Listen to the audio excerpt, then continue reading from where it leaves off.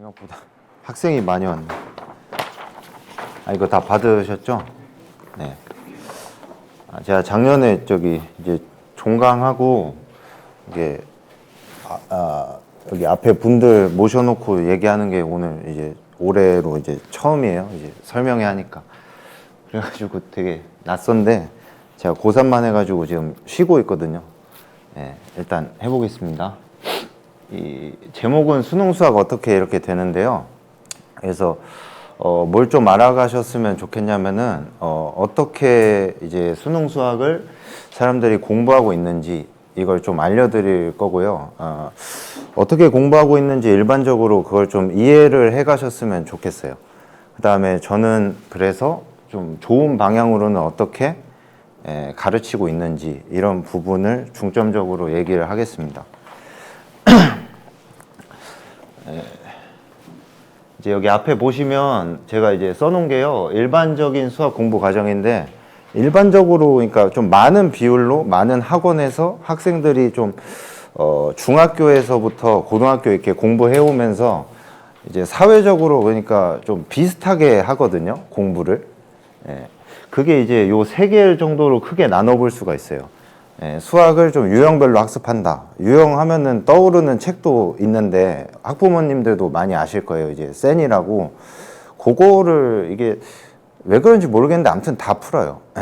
그래서 수학 공부가 좀 은연중에 이게 유형별로 학습해야 되는 걸로 여겨지기가 쉬운데 유형별로만 학습을 하면은 일정 벽을 절대 못 넘습니다. 그래서 고득점을 맞을 수가 없어요. 이게 결국에 경쟁이기 때문에 유형에 대해서 어떻게 대처한다 이런 다소 기계적인 내용만 알고 있으면 남들을 이길 수가 없겠죠. 그건 다들 알고 있을 테니까. 그걸 알아서 이제 수능 출제 기관이 평가원이라고 하는 데인데요. 평가원에 계신 분들은 이제 다 아주 공부를 많이 하신 분들이고 매우 전문적인 분들이라 가지고 일반적으로 그러니까 제가 이렇게 소개하는 것들이 좀 잘못되어 있다고 그분들도 생각을 하세요. 그러니까 애들이 생각하는 힘을 길러서 대학에 가서 대학 수학 능력이 길러져야 된다. 그래서 대학에 가서 잘 공부해가지고 잘 먹고 잘 산다. 이제 이런 거를 기본적으로 목표 큰 방향으로 가지고 있는 시험이기 때문에 옛날에 학력평가 공부하셨던 분도 계실 것 같은데 학력평가랑은 많이 다르거든요. 그래서 그거에 대한 좀 제대로 된 솔루션이 사실 아직 많이 없다. 옛날에 공부하던 대로 계속 한다. 지금 뭐 현실은 좀 그렇습니다. 이제 제가 보여드릴 거예요. 그 다음에 이제 양으로 때려박는 학습 이건데, 이건 뭔지 아시죠? 그냥 엄청 많이 하는 거예요. 근데 엄청 많이 하는데 애들도 실제로 자기들이 이렇게 1년 쭉 공부하면서 나아가면서 자기들도 중간쯤에 아마 이상하다고 느낄 거예요. 이거 나 계속 하긴 하는데 이거 되는 거 맞아? 이런 생각이 든단 말이에요. 그러면 애들이 그때 6월 시험을 보게 되고 9월에 모의고사를 보게 되고, 근데 그 시점에서 성적이 자기가 생각한 만큼 안 나오면 애초에도 그냥 이거 맞나 이러면서 의구심을 갖고 있었는데 실제 성적 6월 성적이나 9월 성적이 잘 안 나와 버리면 이제 쉽게 좀 포기를 합니다. 저 공부할 때 정도랑 좀 벌써 또 많이 다른 것 같아요. 제가 이제 내년에 딱 30살이거든요. 근데 이제 10년 전이니까 저 공부할 때는 재수가 쉽지는 않았던 것 같아요. 재수를 하는 게 이게 그렇게 말해도 될지 모르겠는데 저 땐 그랬어요. 그러니까 재수를 하는 게 웬만하면 재수를 안 하는 거였어요. 재수를 한다면 진짜 독하게 마음 먹고 한 번 더 해서 다음에 더 잘 가겠다. 이제 매우 다짐을 하고 약간 하는 좀 결심이 있어야 되는 그런 거였는데 요즘은 제가 어디서 막 이렇게 주워 들은 건데 뭐 재필삼선인가? 그런 말이 있더라고요. 그러니까 재수는 필수고 삼수는 선택이다. 저는 동의할 수가 없어요, 절대로. 그렇습니다. 그래서 양으로 때려박는 학습을 하다가 느껴지는 그런 의구심이 있는데 실제 성적이 내가 공부하는 방향이 좀 안 좋아서 잘 안 나온다. 이러면은 재수라는 선택지가 이렇게 열려 있기 때문에 애들이 공부를 하는 신용은 내는데 마음은 이미 꺾여 있어요. 그래서 6월부터 사실상 포기 상태가 되는 거죠. 그거는 제가 가르쳐 보면 그냥 눈빛만 봐도 알거든요. 예, 그러면 따로 이제 불러가지고 좀 이렇게 계속 복돋아 주긴 하는데 그 애가 마음이 꺾여버려가지고 좀 쉽진 않더라고요. 예, 그렇습니다. 그리고 반성적이지 않은 수동적인 학습, 오답노트 이렇게 써놨는데, 반성적으로, 이게 반대가 그러니까 반성적으로, 뭐죠? 능동적으로 학습한다 이렇게 되겠죠? 이게 반성적이고 능동적으로 학습하는 애는 예, 거의 없습니다. 만약에 그렇게 학습하면 최소한 서울대 가요. 그러니까 그게 쉽지가 않다는 거예요. 제가 얼마 살진 않았는데 저도 제가 반성적으로 막 잘 살고 있는 사람인가 하면 아닌 것 같아요. 최대한 그렇게 살려고 하는데 매사에 그렇게 반성적인 사람이 되기에 아직 모자란 것 같긴 해요. 그래도 최대한 그렇게 살려고 하고 있어요. 왜냐하면 제가 그런 것들을 애들한테 태도와 자세로서 가르쳐 주려고 하기 때문에 제가 앞에서 그런 사람이 돼서 좀 이렇게 보여주고 싶은 거죠. 공부할 때 이제 제일 중요한 거는 이제 문제 푸는 게 되게 기계적이고 딱딱하고 이런 게 아니에요. 수학 문제 푸는 것은 수학 문제 푸는 거는 이게 생각 외로 예체능 하는 거랑 똑같아요. 그러니까 실기라는 거죠. 실기. 그래가지고 예체능 공부를 만약에 이렇게 한다 하면은 좀 이상하게 느끼실 거예요. 이제 앞에서 선생님이 앞에서 이제 예체능을 하는데 태권도를 한다. 앞에서 막 이게 막 자세 보여줘요. 태권 하면서 그러고 애들은 하는 시간이 만약에 없다면 예체능을 그렇게 가르친다면 이상하게 느끼잖아요. 근데 사실 문제를 푸는 것도 그런 예체능 실기랑 똑같은 건데 속성과 성격이 똑같단 말이에요. 결국에 애가 실제적으로 해내야 되는 부분이라서 실기랑 똑같다고 보시면 돼요. 그래가지고 이 반성을 잘 해야 돼요. 그러니까 내가 뭔 동작을 했는데 동작이 잘 안 된다. 그러면은 뭐가 잘 안 되는지를 좀 잘 생각해서 이렇게 고쳐 나가야 된다 이거죠. 그때 실기를 배우는 가장 기본은 모방과 연습인 거죠. 모방을 해야 되고요. 잘하는 사람 걸 모방을 해야 되고 그 다음에 내 자신의 연습이 들어가야 돼요. 문제 해결도 그러니까 똑같다라는 거죠. 그런 측면이 이제 강하기 때문에 저는 앞에서 최대한 모범적인 모습을 보이려고 노력을 합니다. 그러니까 칠판에 문제 풀 때도 애들이 좀 귀찮아할 것 같은 부분이 있으면 전 앞에서 다 해요. 그러니까 애들이 이거 쭉 막 쓰는 거 조금 싫어하는 경우도 있는데 수학은 또 외국어랑 비슷한 또 성격이 있어서 그러니까 수학의 용어랑 기호가 있잖아요. 뭐 미분이라든가 막 이런 것들은 용어고 기호는 이제 막 리미트나 막 시그마 이렇게 쓰는 것처럼 기호가 있어요. 그러니까 그거는 외국어적인 성격인 거예요. 그래가지고 그런 것들에 익숙해지려면 외국어에 익숙해지는 것처럼 자기가 자주 많이 써보고 그러니까 그 영어 평가할 때 리딩, 리스닝, 뭐 라이팅, 뭐 하나 뭐지? 스피킹? 이렇게 4개 하잖아요. 이게 사실은 다 돼야 돼요. 원래 수학 공부할 때도. 근데 그 중에서 리딩이 기본적이고 이제 실제 자기가 문제 풀 때 라이팅을 많이 해봐야 된다 이런 뜻입니다. 그래서 그런 걸 좀 많이 제가 몸소 보여주려고 노력을 하고 있다. 살짝 뭐 딴 얘기 했는데 아무튼 이렇게 공부를 해서 좀 보통 많이 망한다 이런 겁니다. 아시겠죠? 하나씩 좀 보여드릴게요. 유형별 학습의 부정적인 효과. 유형별 학습이 근데 긍정적인 효과도 있어요. 그러니까 완전히 그냥 유형별로 학습하면 뭐 수학 인생 망한다 이게 아니라 유형별 학습이 이제 유형별 학습에 따라서 좀 망할 수도 있는 그런 이제 측면을 보여드리려고 하는 거거든요. 이제 요거 보시면은 이게 여기 양동이 크기 이렇게 A, B, C 이렇게 있는데요. 이게 양동이가 사이즈 다른 게 3개가 있다는 뜻이에요. 이제 몇 리터 들이냐 요게 이렇게 있는 거죠. 이해 가시죠? 요걸 가지고 요 목표양, 이 문제 7번 문제 같은 경우에는 요 3개짜리 사이즈 양동이가 있는데 너 한번 20리터짜리 이거 만들어 봐라. 어떻게 할래? 이거예요. 그래서 이제 1번은 이게 연습 이렇게 돼 있죠. 29짜리랑 3짜리만 있을 때 26으로 어떻게 만들 거냐? 그럼 29 채운 다음에 3으로 한번 이렇게 퍼내면 되죠. 그러면 26이 만들어집니다. 요런 거라는 거예요. 그래서 요 문제들을 이제 쭉 풀어 볼 건데, 그러니까 풀 건 아니고 그냥 이제 설명만 들으세요. 그러니까 이제 순서대로 아무래도 풀겠죠. 요렇게 풀고 그 다음에 7번부터 이렇게 쭉 풀겠죠. 그러면 이제 2번을 먼저 풀 텐데, 이제 저거 보면은 제가 여기 요 공식 비스무리한 걸 써놨어요. 이제 B를 한 다음에 거기서 A로 한번 퍼내고 C로 2번 퍼내라. 퍽퍽 퍼내면, 예, 실제 계산해 보면 여기서 이거 한번 빼고 요거 2번 빼면 요게 나옵니다. 계산되시죠? 예. 그래서 이걸 그렇게 이제 푼 학생은 이제 한 문제를 이 문제 풀 때 요렇게 푼 거예요.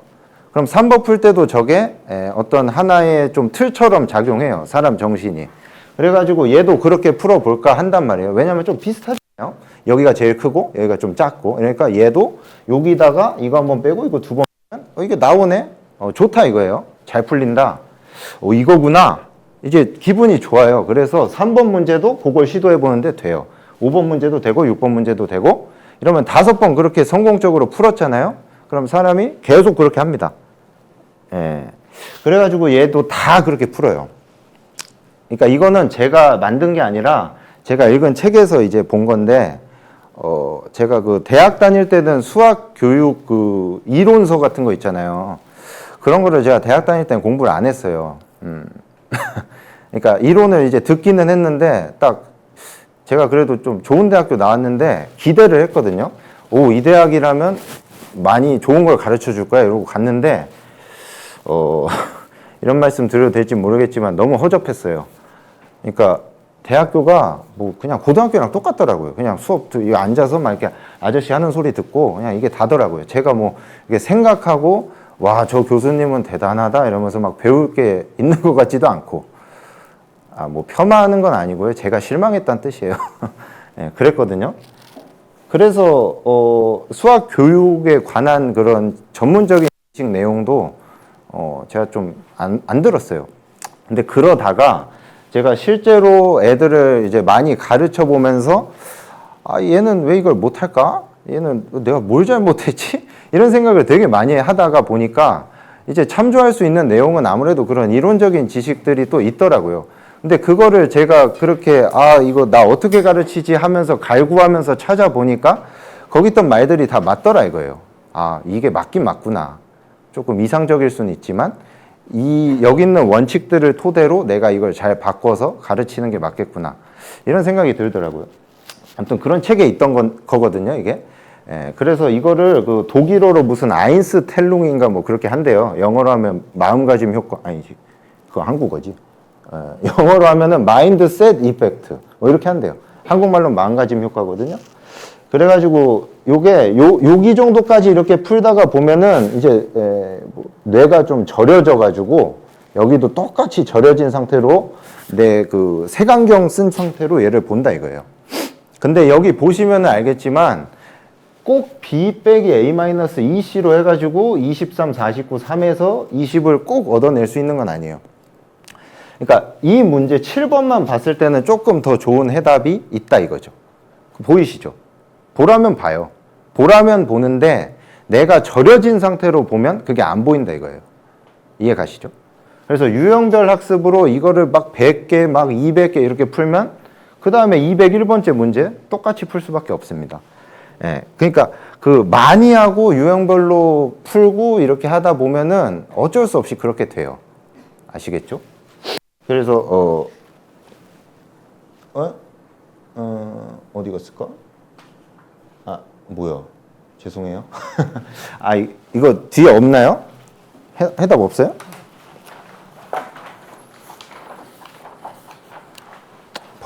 이런. 그러니까 여기서 이제 볼 수 있는 조금 더 좋은 해답은 이제 각각 있다 이거죠. 요쪽은 다 B-A-EC로 가는데 여기는 여기서 얘를 뺀다 하면 바로 얘가 도달이 되고요. 여기는 더한다. 여기도 뺀다, 더한다, 뺀다. 뭐 이런 정도로 되겠죠. 아시겠죠? 예. 그래가지고 뭐가 안 좋냐면 이렇게 절여진 애들은 이렇게 풀고 이렇게 풀어도 이 문제는 맞힌다 이거예요. 이 문제는 다 맞히긴 맞히는데 이 문제만에서 알아갔어야 되는 내용들 그런 것들은 충분히 알아가지 못하고 그냥 이제 문제 뭐 3번 있다 이러면 동그라미 치고 얘는 거들떠도 안 본다 이거죠. 되셨죠? 그러니까 문제가 생각외로 마친 다음에도 공부해야 될 요소가 정말 많아요. 그러니까 문제를 맞춘다는 게 아까 제가 실기라고 말씀드렸는데 어떻게 맞췄냐가 있을 거 아니에요? 그냥 뭐 오늘은 기분이 좋아서 3번 찍었는데 맞았다 이런 걸 수도 있잖아요. 근데 애들은 생각외로 그렇게 맞춰도 자기가 맞힌 줄 알아요. 그래가지고 좀 이렇게 잘 안 본다 이거죠. 예, 그러니까 그런 것뿐만 아니라 막 여러 가지 이유가 있는데 아무튼 간에 그냥 동그라미면 안 봐요. 예, 이게 또 그 애들 속성입니다. 아시겠죠? 그래서 이렇게 유형별로 학습하면 맞춰가지고 안 보게 되고 공부해야 될 거를 더 이제 탐구하고 알아갈 수 있는 걸 못 알아간다. 이런 단점이 생긴다고 보시면 돼요. 다음에 양만 늘리는 공부. 양만 늘리는 공부는 이거 근데 사실 유형별 학습도 그렇지만 양만 늘리는 공부도 그러니까 그것도 요것도 좀 별로라는 거는 다들 어느 정도 요즘 분들은 아실 거예요. 예. 양만 늘려가지고 절대 아무것도 안 돼요. 그러니까 하루에 10시간, 12시간 이거 공부해봤자 안 돼요. 그러니까 그 10시간이 집중력이 있는 10시간이냐 아니면 그냥 뭐 궁뎅이만 깔고 있는 10시간이냐 이게 많이 다르잖아요. 그건 다들 아시잖아요. 그죠? 예, 그래가지고 그 목격담? 예, 목격담은요, 이게 뭐냐면 이렇게 수능이 끝나고 나면은 애들이 이제 성적을 받아보고 나서 저희 학원을 좀 많이 찾아오는 편이에요. 그러니까 저희 학원이 그러니까 제가 좀 남들과는 다르게 가르치거든요. 그냥 그러니까 앞선 그 세 개 그거를 다 일단 안 하고요. 유형별 학습 안 하고 많이 시키지도 않고 또 뭐였지? 반성적으로 많이 시키려고 노력을 하거든요. 그거를 제가 뭐 저희 카페나 유튜브나 이런 데 올려놓으니까 그거를 좀 보고 오나 봐요. 예, 왜냐하면 이 사람 하는 말이 좀 맞는 말 같기는 한데 이런 말 하는 사람이 좀 없으니까 긴가민가 하다가 이제 실패하면 오는 거예요. 그러니까 한번 시험을 말아먹으면. 그래가지고 이 사람 말이 맞나 보다 이러면서 온다 이거죠. 그래서 그런 학생들이 좀 많고요. 기본 상식 이거는 뭐냐면 많이 하는 게 뭐 우리가 예를 들어 근육을 기르고 싶다. 근육을 기르고 싶은데 뭐라고 해야 될까? 하루에 한 10시간 정도 걸어요. 그냥 뭐 동네 걸어요. 그런다고 근육이 절대 안 생기거든요. 근육이라는 건 과학적인 그 기전이 있어요. 성장하는 기전이.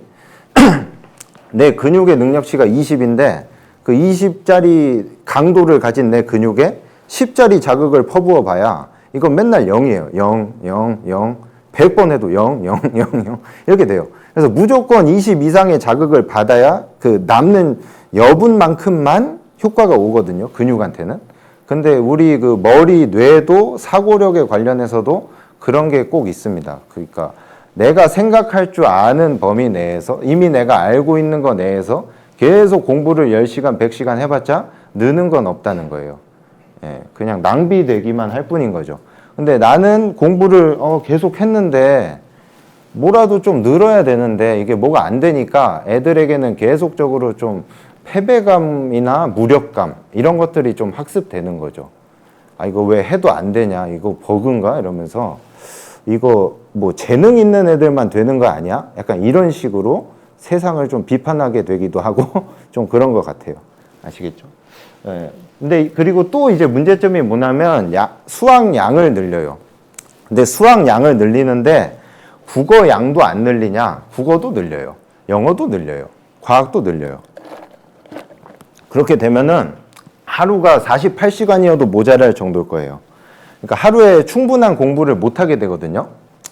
보통 모든 과목을 다 양치기로 해결을 하려고 하는 순간 과목 간 밸런스가 안 맞아요. 그럼 나한테 이제 선생들이 막 많이 시키니까 하긴 해야 되는데 얘도 많이 시키고 얘도 많이 시키고 하는데 자기 공부 시간은 정해져 있잖아요.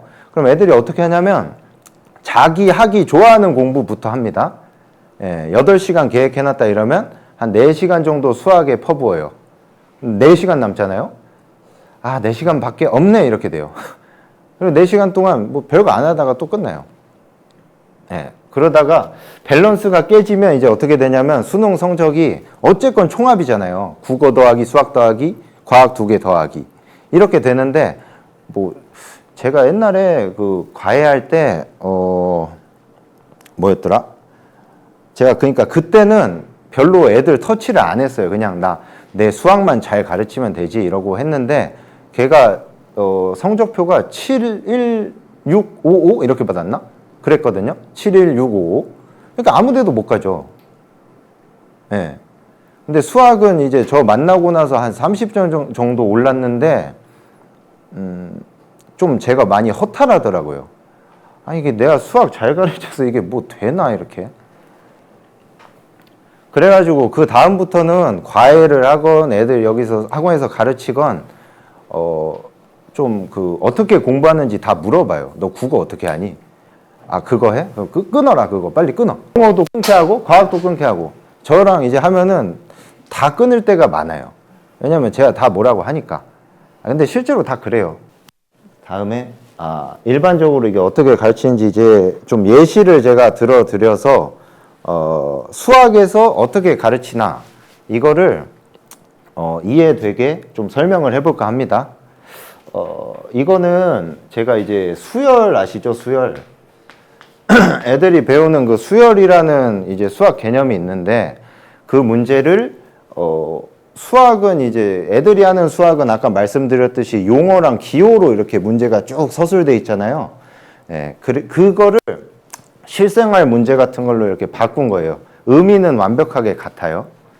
예, 그래서 이렇게 된대요. 규칙에 따라서 하루가 지남에 따라서 공개수가 바뀐대요. 1번 규칙은 오늘 7개보다 적으면 다음날 2배가 된다. 적어가지고 2배로 만드나 봐요. 그 다음에 규칙 2번은 좀 많아. 7 이상으로 있다 이러면 다음날 깎아버린대요. 뭐 그런가 봐요. 이해 가셨죠? 전날 좀 적다. 그러니까 7보다 적다. 그러면은 2배 하고. 오늘 7 이상이다 이러면 7 깎고. 이렇게 한대요. 그래서 이렇게 물어봤어요. 이제 질문인데 15일 지나서 12개일 때 첫째 날 가지고 있었던, 그러니까 첫날 가지고 있었던 게 몇 개일까? 이렇게 물어봤어요. 문제는 이해 가셨죠? 이거를 이제 어떻게 푸냐면요. 그러니까 이게 그 애들 공부하는 수열 문제 완벽하게 그냥 이 트랜슬레이션 한 거예요. 그래가지고 뜻도 똑같아요. 그래가지고 어떻게 푸는지는 이렇게 푼다 이거예요. 15일이 지난 후에 12개라고 하니까 그럼 14일 지난 시점, 그러니까 15일 지난 후에 그 바로 전날, 그날은 몇 개가 있었을까? 그거를 이제 해보래요. 12개였으니까 전날은 몇 개였을까? 그럼 전날 몇 개였어야 다음날 12개가 될까요? 많을 때 7을 깎으라 했죠. 그러니까 19개에서 7을 깎으면 12가 됐겠죠. 적을 때 2배 하랬죠. 6이었으면 2배 돼서 10이 됐겠죠. 그러니까 15일 지난 후에 12개였으니까 14일 지난 후는 19개 아니면 6개였구나. 6개였겠구나. 그 다음 뭐 하라는 거예요? 이거 15번 해. 그러면 첫째 날 알겠지. 이렇게 가르쳐요, 실제로. 진짜 거짓말 아니에요. 가서 찾아보시면 금방 나와요. 애들 있잖아요. 애들한테 좀만 나 이거 설명해줘 이러면은 애가 이거는 설명해줄 수 있을 거예요. 그러니까 이거를 계속 하라는 거예요. 막 으라라라라 막 이걸 15번을. 약간 미친 거죠. 그러니까 수학은 뭐 이게 5번 계산하면 될 거를 어떻게 하면 3번으로 줄일까? 그러니까 5번 노가다 할 거를 어떻게 좀 줄여서 내가 효율적인 사람이 될까? 내가 어떻게 생각의 힘으로 이 육체를 들쓸까? 뭐 좀 이런 거 배우는 학문이거든요, 수학이. 근데 걔네한테 이거 하라고 시키니까 이거는 학부모님들도 하실 수 있어요, 당연히. 아무것도 안 배워도 할 수 있는 거란 말이에요, 이게. 이걸 뭘 배워야 해요. 근데 이거를 이름을 붙여서 가르쳐요. 이름 붙이는 거 좋아하잖아요. 막 우와 이런. 많이들 들어보셨을 대치동 어둠의 스킬 뭐 이런 거 있죠. 그 중에 하나예요, 이게. 이름이 붙어있다 이거예요.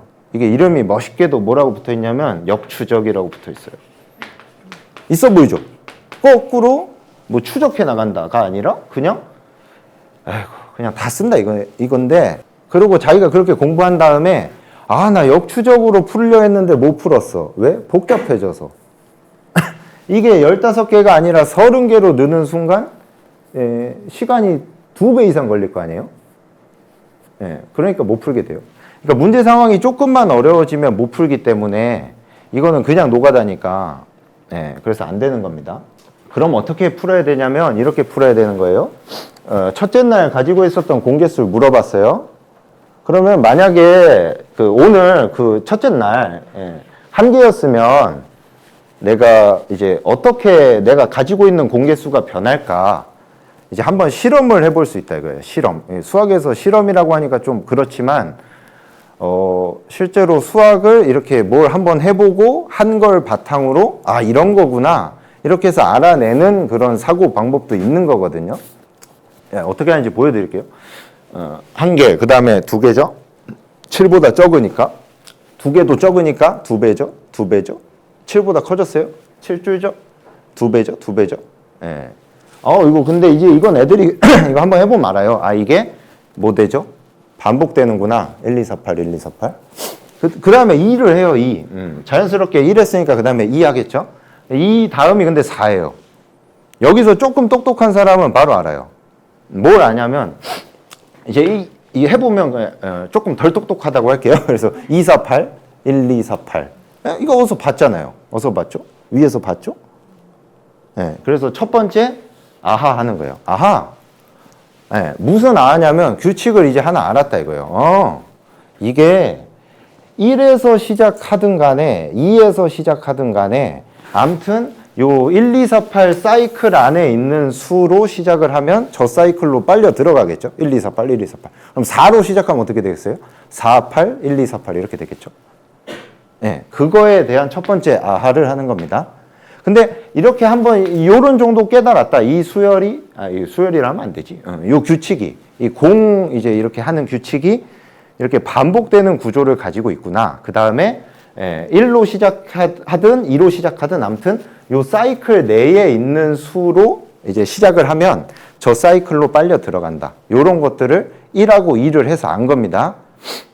그 다음에 뭐 이제 그렇다고 해서 15일이 지난 후 이게 12개일 때 첫째 날 문제 질문에 아직 답하기에는 불충분하잖아요.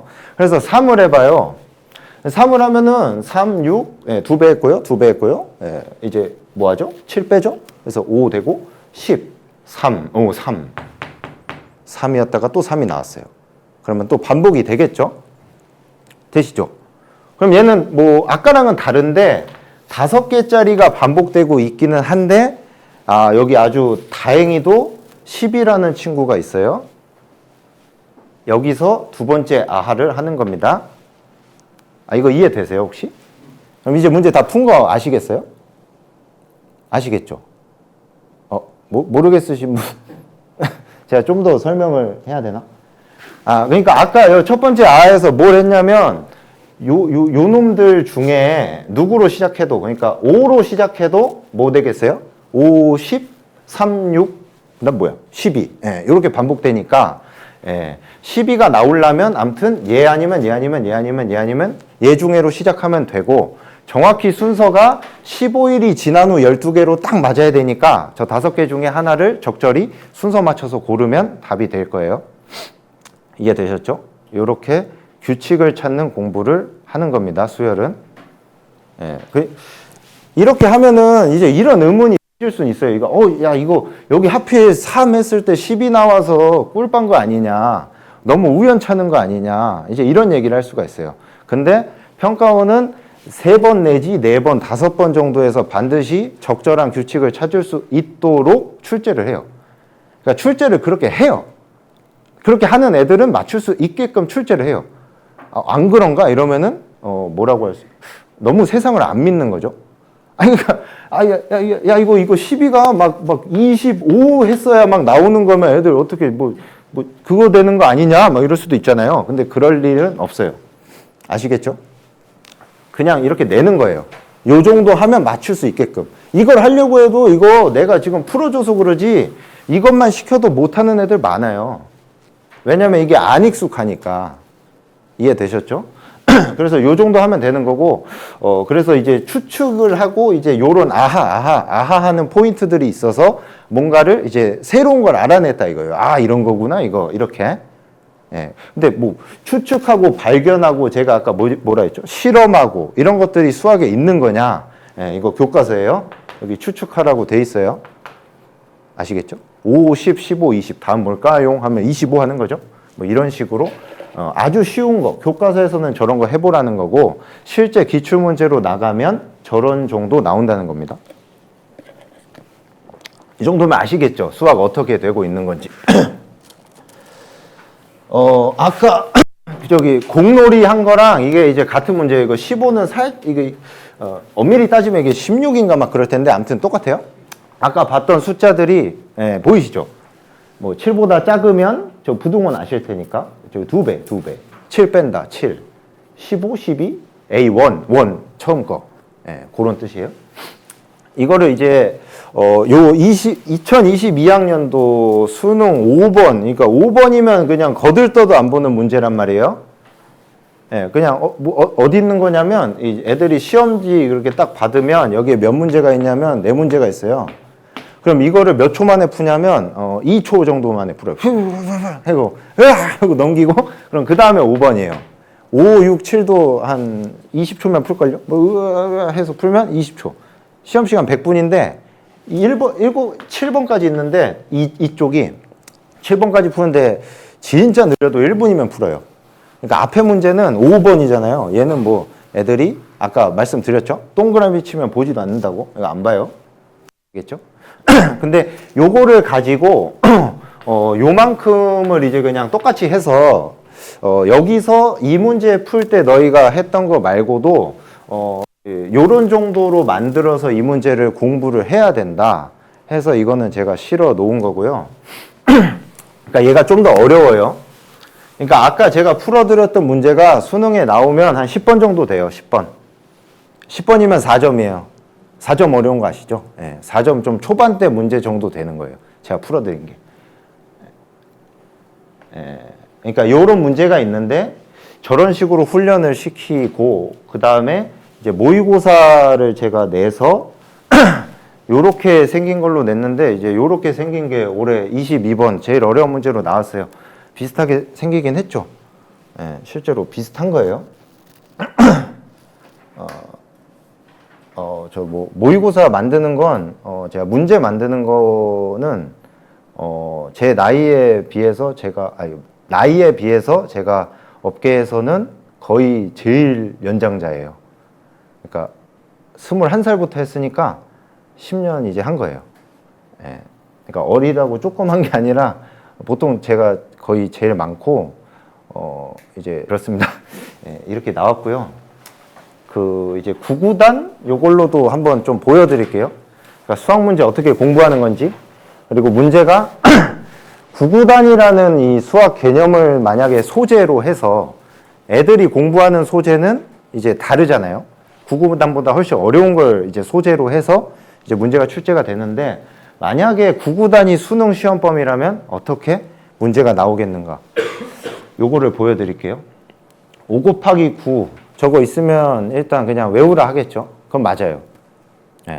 9구단이라는 거는 애초에 거기 있는 1단부터 9단까지를 다 외워서 외운 걸 이제 활용해라 이런 거기 때문에 외우는 건 당연히 맞아요. 근데 쟤를 외우는 거에서 이제 그치면 안 되고 나아가서 이게 곱하기 돼 있잖아요. 그래서 곱하기라는 건 계산할 때 좀 어떤 방식으로 해야 되는 거냐 이런 걸 이제 가르쳐야 된다 이거죠. 그럼 여기서 이제 5 곱하기 9를 조금 더 곱셈이란 거를 잘 알아가지고 간단히 계산하는 방법은 뭐 요런 정도가 있어요. 이제 5 곱하기 9인데 여기에 9를 이제 10 빼기 1로 만들어가지고 10 곱한 거는 5에다가 10을 곱하면 그냥 뒤에다가 이렇게 0만 붙잖아요. 그렇게 계산이 쉽잖아요. 그래서 얘는 50으로 쉽게 계산할 수 있고 여기서 5를 한다.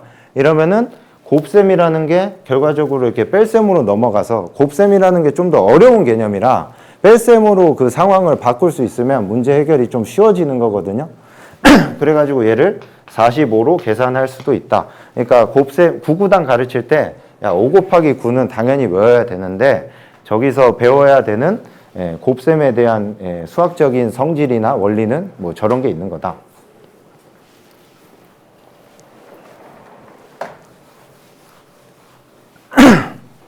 요렇게 뭐 이제 가르칠 수가 있다는 겁니다. 그러면은 요렇게 돼요. 9구단 소재로 한 문제가 교과서 문제에는 그냥 9구단을 배웠으니까 9구단을 쓰면 바로 맞힐 수 있는 문제. 이해가시죠? 9구단을 쓰면 그냥 맞힐 수 있는 문제를 출제하는 거예요. 그 다음에 만약에 그 작년에 문제가 요렇게 나왔다. 이러면 우리 저기 수학 가르치시는 저기 많은 분들이 저기 15 곱하기 9 나오면 뭐라고 할 것 같으세요?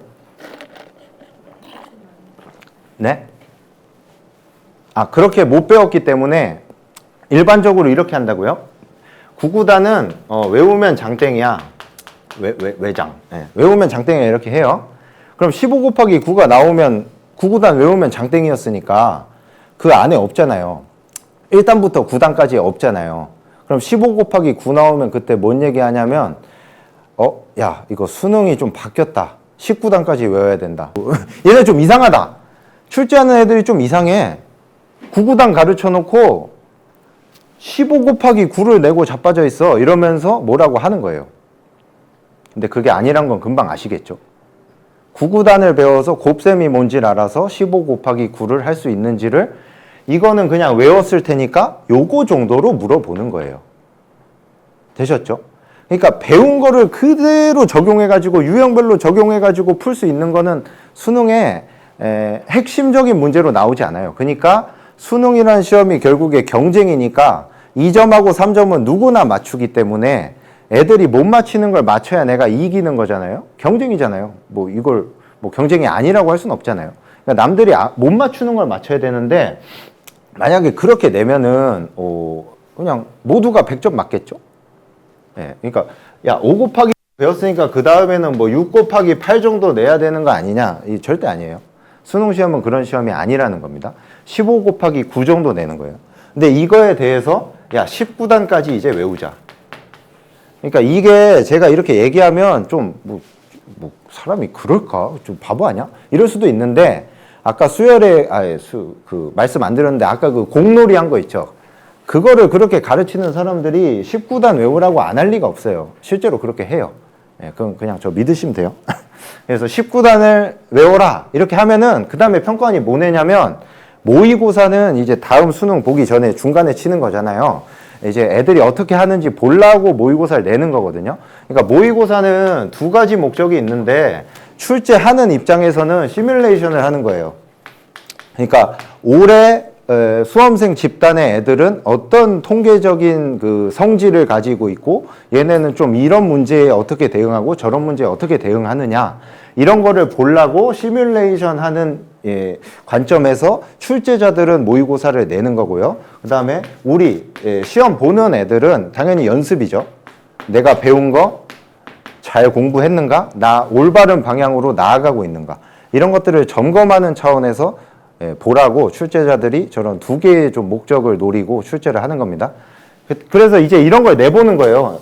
야, 얘는 이제 19단 외우라고 했는데 이거 어떻게 하나? 이러면은 19단으로 해결이 되겠죠? 이거 19단 안에 들어가 있고 19단 안에 들어가 있으니까요. 이해되시죠? 근데 19단 가지고 요거 두 개 해가지고 더하는 것보다 당연히 이제 원리를 잘 이용해가지고 요렇게 한 다음에 여기 10 더하기 1로 쪼개서 198 하는 게 빨라요. 이해되시죠? 네, 그렇게 하면 되는 거고 이제 19단을 외워서 모의고사 문제는 좋았어. 나 잘 배웠다.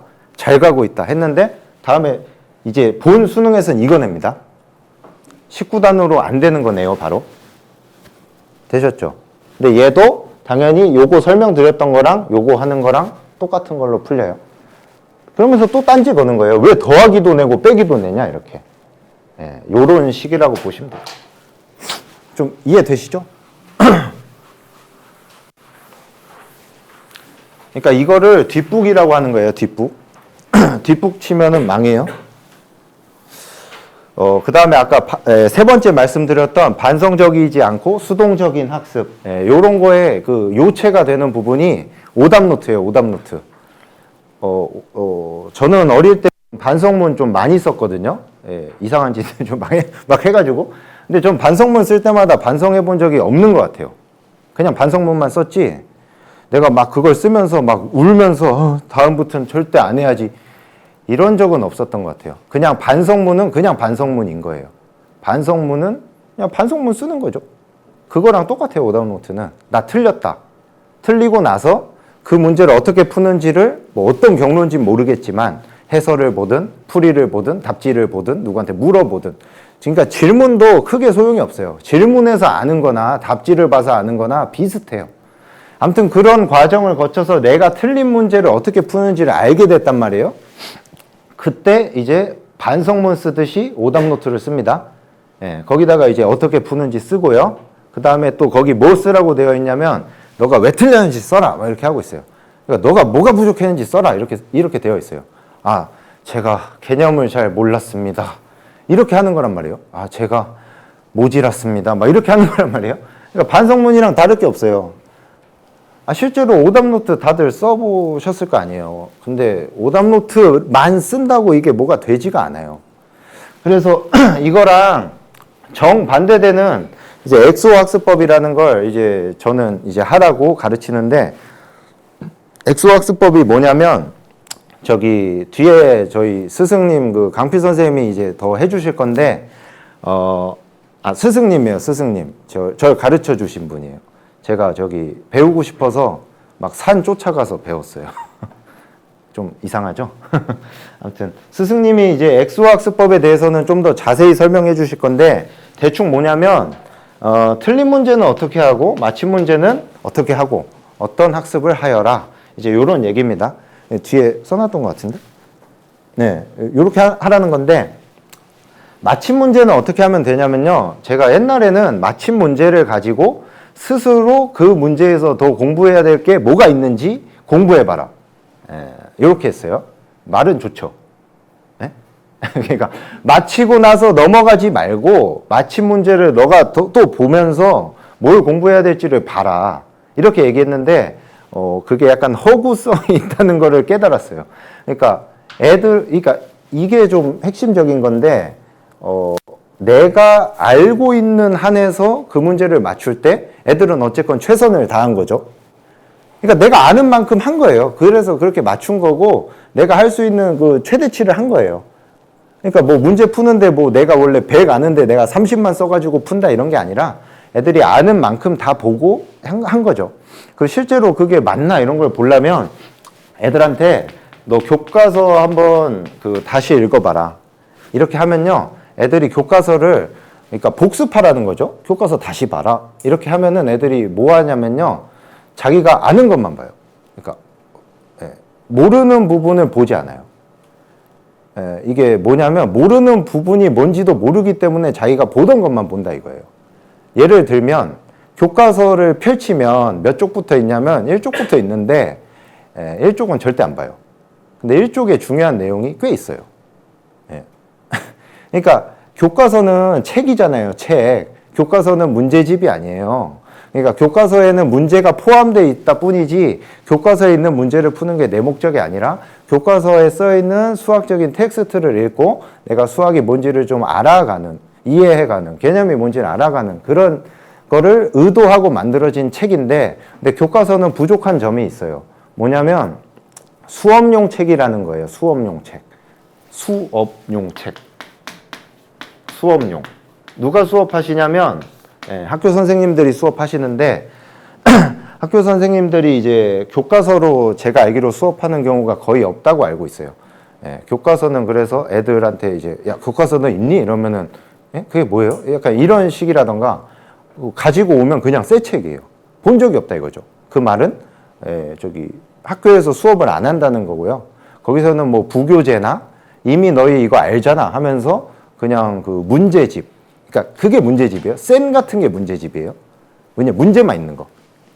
그걸로 수업을 하는 걸로 알고 있는데, 그래서 교과서는 근데 수업용 교과서이기 때문에 좀 이게 포션이 작습니다. 그러니까 교과서 이제 우리 애들 이제 공교육에서 교육을 할 때 학습량 부담 뭐 이런 게 많잖아요. 전체적으로 봤을 때. 그래서 이제 줄이라고 하면서 원래 저 공부할 때는 교과서 익힘책이라는 게 있었는데 교과서 익힘책이 있으면 교과서 본권하고 익힘책 있고 이렇게 되니까 야 이거 뭐 2권이나 공부하냐 이거 너무 많잖아 이러면서 익힘책 없애 이러면서 익힘책에 있는 그 얘가 그러니까 문제집 역할인데 여기 있는 문제들이 한 4분의 1 정도로 줄어서 본책에 흡수된 거예요. 그래서 전체 분량은 이만하던 게 이렇게 좀 준 거죠. 이렇게 해서 학습량 경감했다고 좋아하고 있는 건데 망한 거예요. 그래서 익힘책 같은 것도 사라지고 막 이러니까 교과서가 되게 이상해졌거든요. 얘 하나로만은 뭐가 안 되고 이런 상태가 된 거예요. 근데 교과서는 그래가지고 이게 수업용이기 때문에 아까 말씀드렸듯이 학습량 경감이라는 약간 그런 흐름이 있어서 교과서를 좀 더 길게 쓰는 순간 바로 그 검정회의에서 빠꾸 먹습니다. 그러니까 야 이거 왜 이렇게 길게 썼어 이렇게 필요한 내용만 넣어. 그러니까 없으면 안 되는 내용만 넣으라. 그 다음에 선생님들이 수업하는 걸로 커버 쳐야 되니까 뭐 이런 원론적이고 이론적인 얘기인데 그렇게 되고 있진 않죠. 그러니까 뭔 말이냐면 설명을 해야 되는 부분이 원래는 더 있는데 그거를 수업에다가 다 일임한다 이거예요. 근데 수업을 안 해버리니까 이게 좀 재미난 상황인 거죠. 예, 그래서 원래 교과서는 이렇게 얇으면 안 되고 되게 두꺼워져야 돼요. 그러니까 그게 실제로 학생들이 공부할 수 있는 읽을 수 있는 수학적인 텍스트로서 충분한 양을 확보하려면 더 두꺼워져야 된다고요. 근데 그런 텍스트가 없는데 제가 지금 만들고 있거든요. 교재로. 그래가지고 그 작년에 수업 끝나고 지금까지 뭐만 했냐면 계속 이것만 했어요. 계속 써요. 그래가지고 지금 한 500페이지 썼나? 예, 지금 그렇습니다. 개강할 때까지는 다 완성을 해가지고 내놓을 생각이니까. 그래서 이제 맞힌 문제를 어떻게 학습하면 되냐면 그냥 제가 시키는 것까지 하면 돼요. 그러니까 애들은 문제 맞추고 그냥 그거 맞추고 땡이라 했잖아요. 근데 어떤 문제에 대해서는 요만큼 공부를 더 해야 된다 하는 거를 제가 제시해 주기 때문에 요거를 공부하면 된다. 그러니까 좀 더 제가 친절해진 거예요. 원래는 너가 그 맞힌 문제가 있으면 너 맞췄잖아. 그러면 더 공부할 수 있을 거 아니야. 뭐 이랬는데 좀 그랬던 절 좀 반성합니다. 그래서 제가 좀 애들이 보고 읽고 복습하고 계속 이제 자기가 모르는 건 또 보고 할 수 있게끔 텍스트로 다 써준다는 얘기예요. 그래서 이거는 이제 그냥 내가 시키는 거 하면 된다. 이걸로 바뀐 거고요. 그 다음에 틀린 문제는 오답 노트랑 이제 좀 반대 개념이라고 했는데 오답 노트는 약간 또 안 좋은 점이 뭐냐면 틀렸어요. 내가 오늘 몇 시야 지금? 7시. 뭐 7시에 내가 틀렸다. 그럼 오답 노트를 언제 쓰냐면 8시쯤에 써요. 8시쯤에. 근데 어떻게 맞추죠? 그러니까 7시에 틀린 사람이 어떻게 8시에 맞춰요? 그러니까 8시에 맞출 거면 7시에 맞췄겠죠. 그렇다라는 거예요. 그래서 틀렸는데 그거를 이제 세모 칠 수 있는 경우는 딱 하나밖에 없어요. 계산 실수나 뭐 잔 실수 같은 거. 내가 이거 A인데 B로 봤다. 막 이런 거. 이런 것만 8시에 봐도 고칠 수 있는 거고 내가 이 문제에 덤볐는데 이게 퉁 튕겨 나왔다. 너무 세서. 이런 건데 내가 8시에 맞출 수 있겠느냐? 절대 못 맞춰요. 절대. 그래서 얘는 어떻게 해야 되냐면 일단 남겨둬야 되는 거예요. 뭐 방법이 없잖아요. 내가 내 힘이 안 돼서 얘한테 졌는데 얘를 뭐 1시간 뒤에 어떻게 이겨요? 다음에 좀 강력해져서 얘랑 이제 싸워야죠. 예. 근데 그렇게 할 때에 이제 이런 원리가 있는데 제가 이제 요새 운동을 못 하고 있는데 운동을 좀 좋아해갖고 저기 60kg의 어떤 역기를 들고 싶다. 예, 벤치프레스라고 하면 다 아시죠? 이렇게 누워서 이렇게 드는 거. 이걸 하고 싶다. 그래서 60kg를 들고 싶어요. 근데 현재의 나는 40kg밖에 못 드는 얘에 비해 내 목표에 비해서 내가 좀 낮은 위치에 있는 낮은 능력치를 가지고 있는 현재의 나이다. 그러면 저때 무슨 훈련을 해야 될 거라 생각하세요? 선택지가 2개거든요. 요거랑 요거 사이에 50kg를 든다랑 하나는 60kg를 도전한다. 요거랑 요거랑. 이해 가시죠? 내가 60kg를 들고 싶으니까 60kg를 든다랑 내가 40kg 들 수 있는 애니까 중간 거를 들어서 차근차근 올라가야지. 이렇게 2개가 있는데 이거는 그러니까 단계에 따라 좀 다르긴 하지만 만약에 고득점을 목표로 하는 학생이고 내가 못 푼 문제가 우리 수능 나오는 문제 난이도에서 좀 높은 축에 속한다 라고 한다면 요거랑 요거 중에 뭘 해야 될까요? 네? 일반적으로 이런 선택을 하는 경우가 많은데 이러면 죽었다 깨어나도 1년, 2년 지나도 60을 못 가요. 계속 50만 하는 거예요. 50만. 아시겠죠?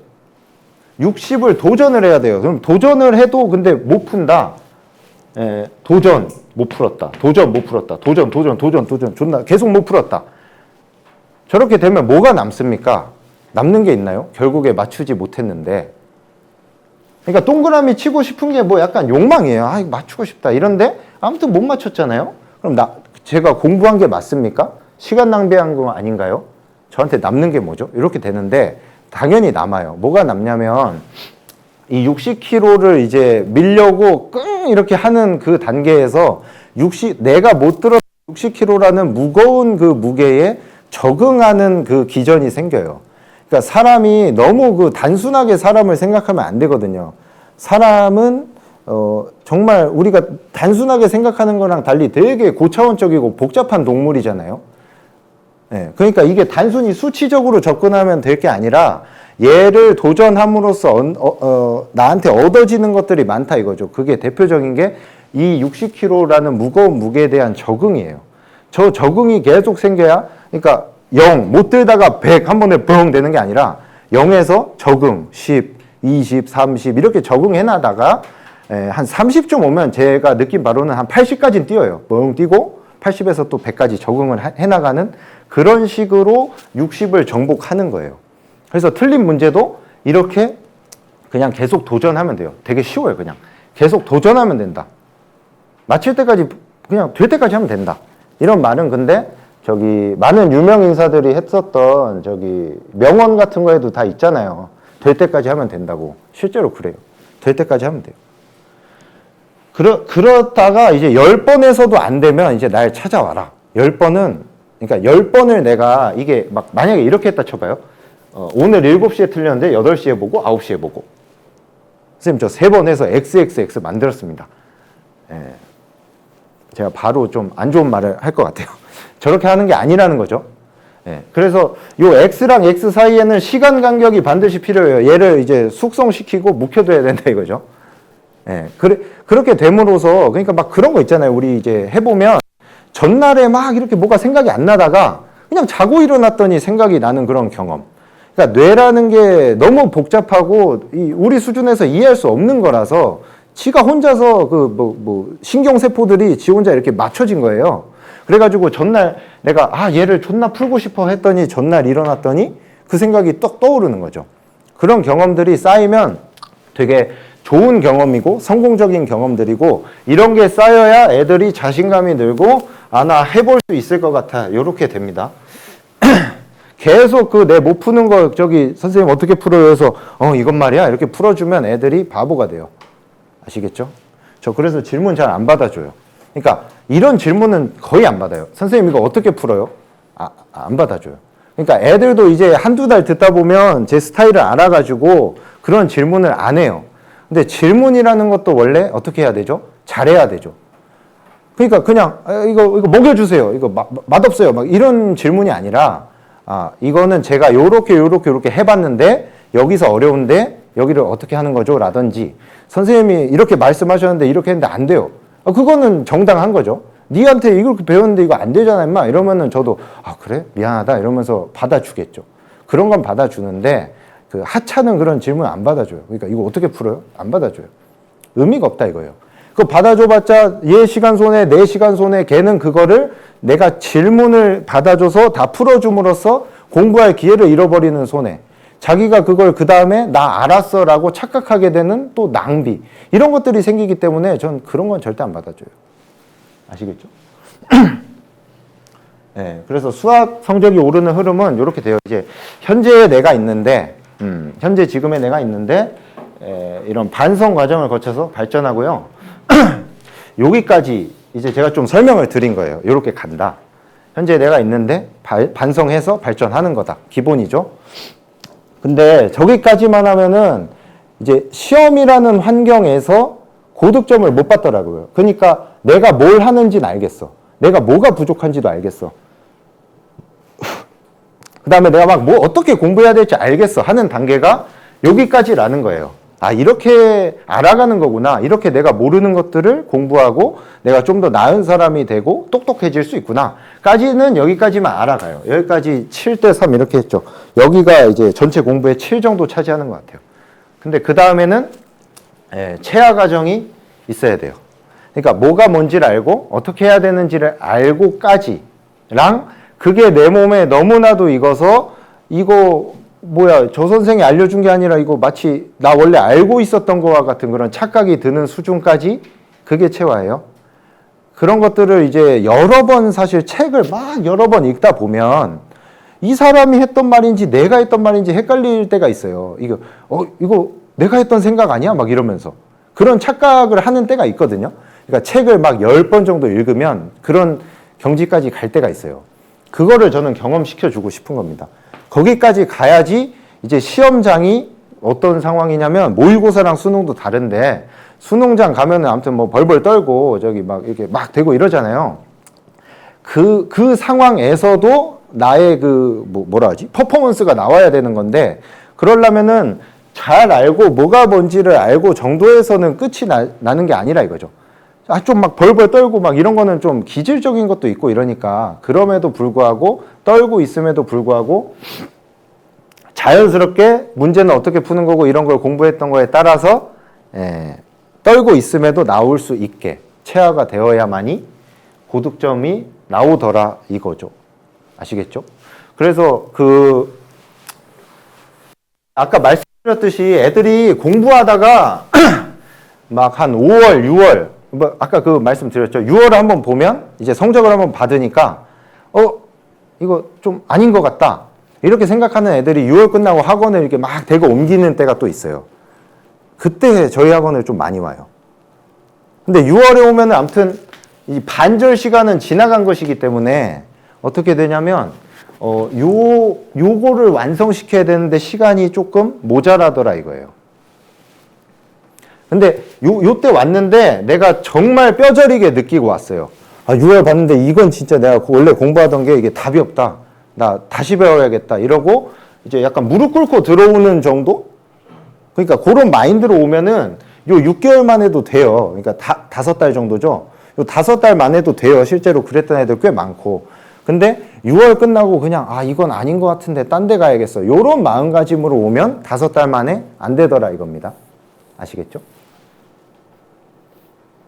그래서 아까 이제 설명드린 교재는 이제 계속 읽어서 그러니까 내가 했던 말이 얘랑 그러니까 내가 생각한 게 선생님이 앞에서 수업하는 막 이렇게 내가 뭐 여기 설명하다가 이제 다음으로 뭔 말할 줄 막 이제 알고 저 사람 또 이제 또 저 소리 하겠구만 저 다음에는 저 사람은 그 말 하겠구만 요렇게 되는 순간 그러니까 동기화되는 거죠 저랑 이렇게 동기화되는 걸 도모하는데 요거는 이제 독서 100편 의자현이라고 책 하나를 100번 읽으면 그냥 알아서 얘가 뭔 말하는지 알겠다. 이 사람은 평소에도 어떻게 생활하고 평소에 어떤 마음가짐을 갖고 무슨 철학이 있는 사람인지 알겠어. 요런 수준까지 이제 도달할 수 있다는 거죠. 근데 뭐 100번까지는 바라지도 않고 한 5번 정도만 주구장창 읽었으면 좋겠어요. 근데 텍스트 양이 적지 않기 때문에 5번도 힘들 수 있을 것 같은데 아무튼 반복을 하는 게 무조건 답입니다. 반복.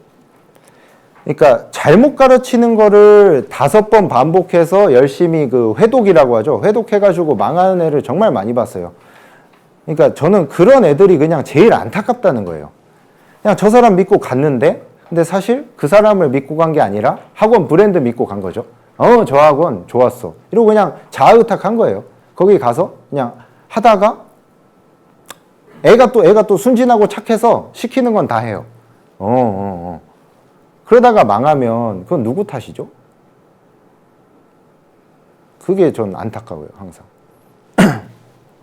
그래서 저한테 배우는 애들은 그런 일이 없도록 저는 딱히 뭐 좋아하는 것도 없고 뭐 하는 것도 없어요. 그냥. 그리고 수업도 고3만 하거든요. 제가 원래 이 수능이라는 시험이 애들이 그 약간 저는 수능이라는 시험이 좀 성인식이라고 할까? 예. 이제 사회에 나가기 전에 딱 이렇게 잘 봐야 되는?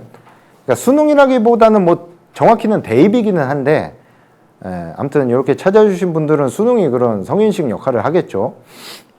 근데 그 성인식을 하고 사회에 나갈 때 좋은 성공 경험을 하나 갖고 나갔으면 좋겠다는 게 제 바람이에요. 그러니까 사회에 나가서 어차피 뭐 우연찮게든 어떻게든 이 사회에서 같이 살 거니까 좋은 사람들이 많아졌으면 좋겠거든요. 합리적으로 생각하고 효율적으로 생각하고 이상한 생각 안 하고 그 전에 신림동 사건 있었잖아요. 저기 그 칼부림한 거. 전 너무 세상이 그게 무서워요. 어떻게 저런 생각을 할까? 신림동 근처에 좀 제가 사는데 그쪽 가면은 막 계속 이러고 다녔었는데 아무튼 그런 사회가 안 되길 바라면서 저도 좀 더 이렇게 영향력 있는 사람이 돼서 좋은 가르침을 했으면 좋겠다 뭐 그런 생각입니다. 저희 유튜브인데 올해 시작을 했는데 생각보다 꽤 많이 봐줘가지고 올해도 뭐 조금씩 하기는 할 건데 아무래도 그냥 어떻게 하는 거냐면 여기서 이렇게 찍잖아요. 그냥 여기서 그냥 뭐 맛보기 정도로만 올리는 거예요. 여기서 한 100 하면은 여기다가 한 5 정도? 네, 그 정도 올려요. 그 인터뷰 영상 금일 업로드 이건 뭐냐면 제가 이제 친구 하나 불러가지고 그 친구랑 있을 때 그냥 말이 이렇게 자연스럽게 나오니까 제가 뭐 더 이렇게 가지고 있는 생각이랄지 교육에 대해서 어떻게 생각하고 애들 어떻게 가르치고 뭐 이런 것들 있죠. 그런 거를 조금 더 길게 해놓은 그 영상을 오늘 업로드할 생각인데 업로드 할 거예요. 친구가 방금 만들어줬는데 뭐 아까 그 막 건물 보고 오느라 옮길 수도 있는데 아무튼 건물 보고 오느라 그 경황이 없어서 못 봤고요. 아무튼 오늘 올라갈 겁니다. 그리고 강의 제가 그래서 실제로 그 수학 가지고 어떻게 가르치느냐 이제 보고 싶으시면 요거 강의 참조하시면 돼요. 작년 파이널인데 여기 저기 수능 파이널 이렇게 해가지고 어떻게 문제를 풀 것인가 요런 제목으로 작년에 저 시리즈를 좀 올린 게 있어요. 예, 궁금하시면 저거 보시면 제가 대충 어떤 식으로 문제 풀고 애들한테 무슨 얘기 하는지 그런 거 아실 수 있을 거고요. 이거는 저희 카페인데 뭐 이제 제가 이렇게 올렸어요. 이게 수능 문제를 살펴보고 적중? 실제로 많이 맞췄어요. 그러니까 완벽하게 맞출 수는 없는데 내 문제를 풀어봤으면 분명히 거의 맞출 수 있다. 거의 유사하고 사고 과정이 비슷하기 때문에 그래서 이렇게 올렸는데 아무튼 뭐 이런 얘기 있어요. 예, 거기 있으니까 보시면 돼요. 제가 자랑하는 거 막 이게 좀 부끄럽긴 한데 저기 뭐 좀 하긴 해야 되니까 죄송해요. 그래서 저 기본 커리큘럼은 6월까지 아까 그 교재 해요. 기출문제만 해요. 딴 문제 안 봐요. 평가원이 낸 기출문제만 봐요. 다른 문제는 저급해서 안 봐요. 그러니까 명작만 봐요. 영화를 보더라도 명작만 보고요. 그림을 봐도 명작만 보고 노래를 듣더라도 좋은 노래만 들어요. 맛있는 걸 먹어도 좋은 것만 먹고요. 뭐 그래서 기출문제라만 해요. 근데 저거는 이제 학부모님들도 그럴 수 있지만 제가 막 요새 저기 사람들이 막 결혼해가지고 결혼식 다니면서 제 유튜브를 막 봤나 봐요. 그래서 너 막 뭐 어디서 강의해? 막 이래가지고 이제 했는데 근데 이제 똑같이 수능 강의하는 형이 있어가지고 이제 선배 중에 그 형이 너 그래서 요즘은 뭘로 수업하냐? 그러니까 기출문제 했는데 그때가 언제냐면 10월이었어요. 10월에 기출문제를 해? 기출문제는 뭐 한 4월쯤에 막 끝내야 되는 거 아니야? 아니 나 계속 기출문제로만 하는데 이해를 못 하더라고요. 몰라서 그래요. 아시겠죠? 기출문제로만 해도 충분하긴 한데 사실은 기출문제로만 해도 공부할 양이 너무나도 많아요. 왜냐하면 30년치니까 30년치를 1년에 공부하는 게 쉽지 않거든요. 그래서 저 1년 이렇게 쭉 수업해보면 제가 기출문제를 가지고 하고 싶었던 얘기 다 하고 끝난 적 없어요. 예, 꼭 문제가 몇 개 남더라고요.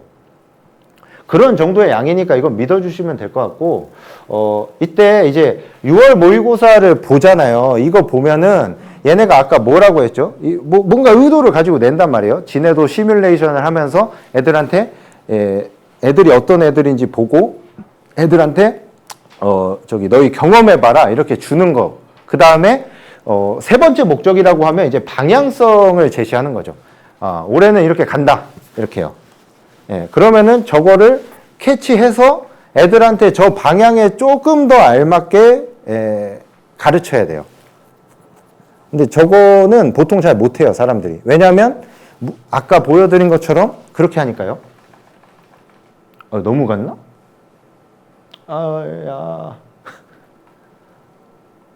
컴퓨터가 안 좋나 이거? 예, 요렇게 하거든요. 그러니까 잘못 잡아낸다는 거예요. 모의고사에 이거 나오면 좋았어. 19단 나왔으니까 좋아. 가는 거야. 이러다가 저렇게 되는 거예요. 아시겠죠? 그래서 저건 잘 잡아내야 됩니다. 근데 그거는 제가 그 6월 끝나면, 그러니까 시험 볼 때마다, 한 일주일 동안은 아무도 안 만나고 저것만 봐요. 원래도 별로 안 만나는데, 그냥 평소에 자기 전에도 어떻게 가르칠까 생각하고, 밥 먹을 때도 어떻게 가르칠까 생각하고 뭐 그런 사람이에요, 저는. 아무튼 6월 모의고사 보고 걔네가 시험을 그렇게 내는 걸 통해서 어떻게 내겠다. 이런 방향성을 걔네가 시험지에다가 뿌리거든요. 그거를 보고 저는 이제 가르치는 이제 기본 방향에서 조금 더 디테일한 부분을 추가해서 가는 거죠. 그래가지고 6월, 9월 요 뒤는 결정적으로 막 정해진 커리큘럼 같은 건 없어요. 왜냐하면 제가 그때그때 대응할 거니까. 그래서 보통 커리큘럼 정해놓고 하는 거는 뭐냐면 대응할 자신이 없어서 안 하는 거예요. 아시겠죠? 근데 이제 기출만 해도 되는데 애들이 어쩔 수가 없어요. 그러니까 혹시 여기 현역 학부모님들 계시면 아니면 현역 아이들이 이제 있으면 저처럼 이렇게 기출문제만 해가지고 학교에 가서 제 교재를 피고 거기에는 이제 문제들이 기출문제만 있을 거 아니에요? 근데 그거 보면서 하고 있으면 애들이 이제 와가지고 야 뭐하냐 이러면서 이제 해요. 이거 뭐야 기출문제잖아 이러면서 막 깝죽댄단 말이에요. 그럼 이제 애들이 약간 그 혼란이 와요. 이거 맞나? 왜냐면 다른 애들이 다 기출문제를 안 보고 있기 때문에 신기하게도 막 그 삐까뻔쩍하게 되어 있는 막 N제 뭐 이런 거 막 풀고 있기 때문에 그런 애들이 또 막 특권의식을 가지고 나는 이런 거 푼다 이러면서 이렇게 한단 말이에요. 그래서 애들이 좀 혼란을 겪는 경우가 있는데, 최소한 그 교재가 좀 허접해 보이면 안 되니까 이건 제가 디자인을 좀 맡겼어요. 그래, 좀 허접한가? 요거 아니면 요걸로 할 건데, 오늘 디자인이 도착해가지고 아무튼 골라서 할 겁니다. 그거는 조금 제가 이게 어떻게 다 잡아주긴 할 건데, 애들이 학교를 가면은 그런 일을 겪어가지고 저도 좀 마음이 아파요. 근데 6월부터는 그게 이제 쏙 들어가요. 왜냐하면 기출문제만 우직하게 공부한 애들이 오히려 잘 보기 때문이죠. 요 중간중간에도 이제 개강을 1월에 하면요. 이렇게 중간중간에도 시험을 막 보잖아요. 2월 모의고사, 막 3월 모의고사, 막 공부 시작하는 때인데 벌써 모의고사를 봐요. 뭐 벌써 완성이 된 건가? 벌써 이미 많이 알고 있는 건가? 뭐 잘 모르겠어요. 근데 시험 본다고 해서 애들이 뭐 반성하거나 그러지도 않거든요. 아무튼 2월 보고 3월 보고 막 이러면서 각자 뭐 받는 성적들이 있을 거 아니에요. 근데 이 문제들은 다 어떤 원칙이 없고 평가에 대한 철학이 없는 문제들이기 때문에 이때 80점, 이땐 90점, 이땐 70점, 이땐 75점 막 이렇게 받아요. 막 오락가락 한다 이거예요. 그러다가 요거 중심적으로 봤던 애들은 6월 모의고사 보면 80에서 뭐 75에서 한 90 받았죠? 얘 한 72점 받아요. 이렇게 돼요. 근데 그냥 평가원 문제만 나랑 같이 공부한 애들은 최소한 이거는 못 봐도 평가원 시험은 잘 본다 이거죠. 왜냐하면 평가원 문제에 특화되어 있으니까. 그러니까 평가원 문제에 특화되어 있다가 무슨 가짜는 막 이렇게 얍시를 쓰는 게 아니라 제대로 공부했으니까 라는 뜻입니다. 그래서 저거를 한번 하고 9월도 한번 할 거고요. 애들이 아무래도 막 아까 말씀드린 그런 것도 있고 제가 그 새로운 문제 안 주면 좀 이렇게 안달나 하는 게 있어요. 아, 그래도 새로운 문제 풀고 싶은데 그런 게 있으니까 제가 이제 나름 모의고사를 이제 만들어서 주기는 할 겁니다. 근데 막 회차는 뭐 많지 않아요. 저 혼자 만드는 거니까 올해 몇 개 봤더라? 올해 8개 봤거든요. 8개.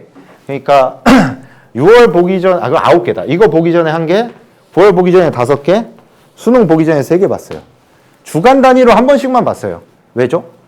아니, 그 시험을 봤으면 그 보완해야 될 시간이 있잖아요. 그래서 저는 제일 웃긴 게 1일 1실무인가? 그거 정말 이상한 것 같아요. 하루마다 매일 시험을 보는 거예요. 왜죠? 아, 실전력을 기른대요. 매일 시험 보면 실전력이 길러지는구나. 네, 그럴 리가 없겠죠. 시험은 왜 보냐면 내가 뭐 부족한지 알라고 보는 거예요.